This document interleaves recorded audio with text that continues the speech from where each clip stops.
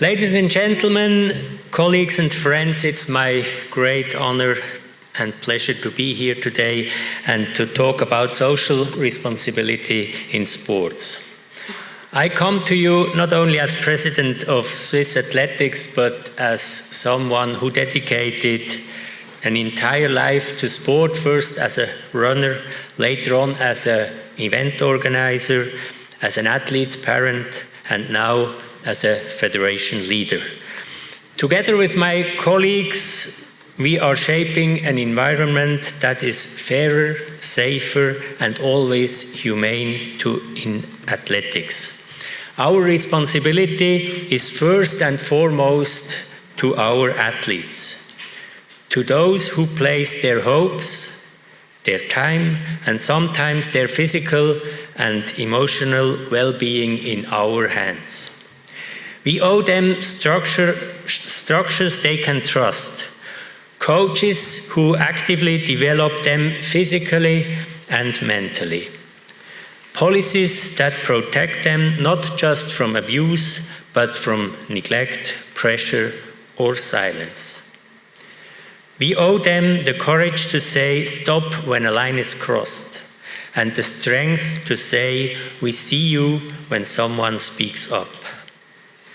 Sport at its core is a promise that effort matters, that fairness is possible, that a young girl in Basel, in Nairobi or Mumbai can dream not just of winning, but growing in personality and in society. And that dream is our responsibility to protect. We are only beginning to understand the pressure of our young athletes they face, especially in times with this digital age where comparison is constant and the line between performance and self-worth is dangerously thin. Sport should strengthen resilience, but it should not erode well-being. We at Swiss Athletics train coaches and medical staff to recognize warning signs. Sport should never break a person, it should build people. We recently created the Swiss Athletics Athletes Board, which plays now an advisory role in how we define policies, competitions, and how we shape our own ethics policy. Sport has power. We know that sport can inspire, but it can also exclude. It can teach fairness, but it can also foster pressure or even abuse if you're not vigilant.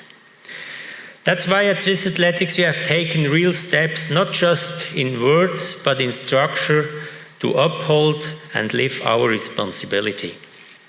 One of the most important catalysts was the clear and courageous stance taken by Swiss Olympic, their ethics charter, which places human dignity, fair play, and equal opportunity at its center, was not just a recommendation, it became a statement, it became a standard, and it gave us a compass, and it pushed us to ask, are we living up to these values? At Swiss Athletics, we created an ethics board with a mandate from the board, and we are fully aligned to those ethics statutes of Swiss Olympics framework.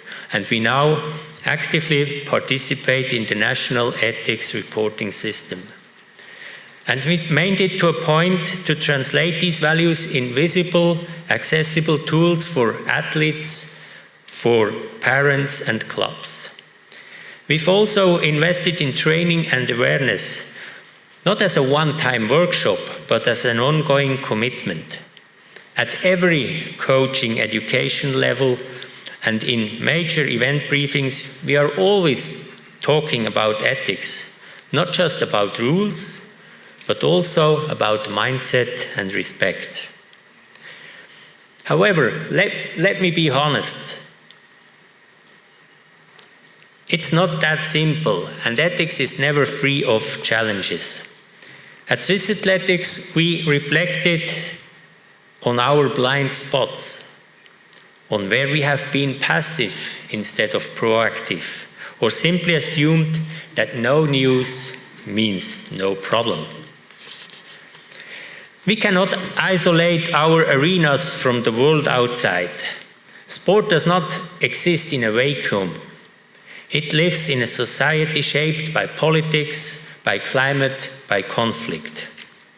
What role does sport play in promoting peace, in addressing climate responsibility, in standing against discrimination?